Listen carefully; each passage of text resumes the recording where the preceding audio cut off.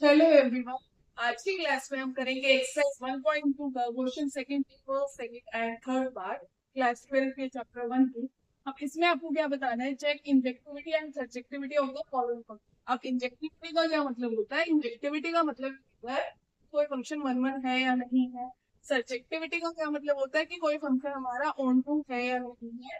अब आप क्या देख सकते हैं इसमें कि जो फंक्शन है वो हमारी सिंगल है, बट चेंज क्या है हमारी डोमेन और कोड में। तो बेसिकली इसमें इंजेक्टिविटी होती है और जो सब्जेक्टिविटी होती है वो आपकी डोमेन और कोडोमेन पे काफी हद तक डिपेंड करती है। अभी हम देखेंगे एक ही फंक्शन के अलग अलग आंसर आएंगे जब हमारे डोमेन और कोडोमेन अलग। फर्स्ट तो हमें क्या पता है कि फंक्शन वन वन कब होगा? अगर डिस्टिंक्ट एलिमेंट्स के लिए क्या होगी? डिस्टिंक्ट इमेज हो। हम क्या यूज कर लेंगे? fx1 is equal to fx2। अब हमारा फंक्शन ये है तो हम fx1 कैसे निकालेंगे? x की जगह x1 रखते हैं तो हमारे पास क्या आ जाएगा? x1 square x2 square.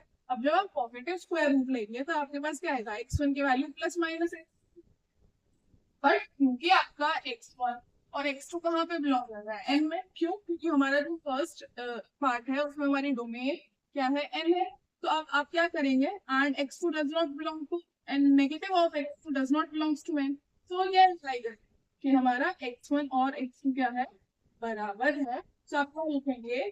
distinct elements have distinct elements have distinct image, hence it is one one।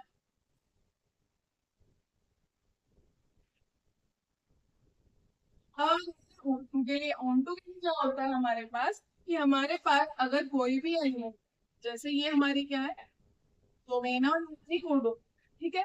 अगर हमारे पास आप ऐसा समझते हैं इनपुट वाला सेट है और ये आउटपुट वाला सेट है, अगर हमारे पास हर एक आउटपुट के लिए कोई ना कोई हो क्या है?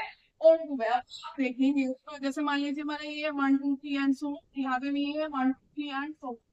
आपका input equal to x square. अब वन जब पुट करेंगे तो आपके पास क्या आएगा? वन। जब आप टू पुट करेंगे तो आपके पास क्या आएगा? फोर। तो आप एक बात बताइए, क्या ऐसे कोई भी एलिमेंट होगा इनमें जिसका मैं स्क्वायर करूँ और टू आ जाए? ऐसा कोई भी एलिमेंट हमें नहीं मिलेगा।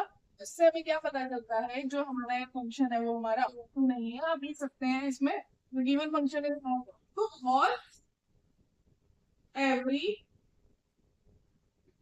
image does not have pre-image। pre-image। So ये फंक्शन आपका जो फर्स्ट है वो वन वन तो है, वो वन टू नहीं है। अब हम सेकंड पार्ट देखेंगे। सेकंड पार्ट में इसने डोमेन और कोडोमेन को चेंज कर दिया। अब यहाँ पे इंस्टेंस है जेड के आपका सेट ऑफ फीचर्स। मैंने आपको एक बात बताई थी कि अगर मान लीजिए आप कोई भी एग्जाम्पल एफर्टली लेते हैं जिसके लिए आपकी कंडीशन होल्ड नहीं हो रही है, तो इसका मतलब है कि ओनली ट्रू नहीं होगी। तो आप चीज देख सकते हैं सेट ऑफ इंटीजर्स में। अब हम क्या देखते हैं कि जो अगर मान लीजिए सेकंड पार्ट में मैंने f(1) की इमेज निकाली तो वो क्या आएगी? One square equal to one. और f(-1) की इमेज निकाली तो वो भी क्या आएगी? वन ही आएगी। तो इससे हमें क्या पता चलता है कि डिस्टिंक्ट एलिमेंट्स की डिस्टिंक्ट इमेज नहीं है। Elements have same image and it is not one one. और सिमिलरली आप थर्ड पार्ट भी कर सकते हैं वन वन का, कि थर्ड पार्ट भी आपका सेम ही रहेगा कि f(1) करेंगे तब भी आपके पास वन आ रहा है, f(-1) कर रहे हैं तब भी आपके पास क्या आ रहा है? वन आ रहा है। तो आपको ये कि distinct elements does not have distinct images, therefore it is not one one। दोनों के लिए ही सेम है। हम ऑन्टो वाला पार्ट देख लेते हैं। ऑन्टो की सेम कंडीशन है कि हर एक इमेज के लिए आपके पास प्री इमेज होनी चाहिए। अब आप एक चीज देखिए, इसमें जब आप सेट ऑफ इंटीजर्स में जब आप वन पुट करेंगे तो आपके पास क्या आएगा? वन आएगा।